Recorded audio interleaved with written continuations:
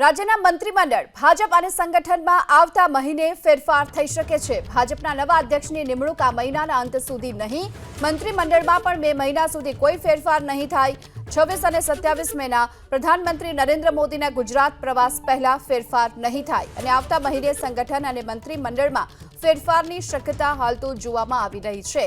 એટલે કે બે મહિના સુધીમાં હાલ તો કોઈ પણ પ્રકારની શક્યતા નથી જોવામાં આવી રહી। સંગઠન અને મંત્રીમંડળમાં ફેરફારની અને પ્રધાનમંત્રીના પ્રવાસ બાદ આ અંગે ફેરફાર થઈ શકે છે।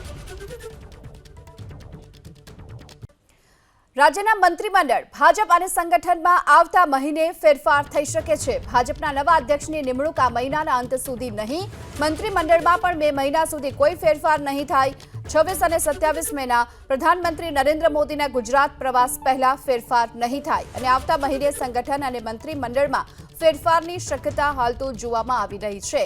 એટલે કે બે મહિના સુધીમાં હાલ તો કોઈ પણ પ્રકારની શક્યતા નથી જોવામાં આવી રહી। સંગઠન અને મંત્રીમંડળમાં ફેરફારની અને પ્રધાનમંત્રીના પ્રવાસ બાદ આ અંગે ફેરફાર થઈ શકે છે।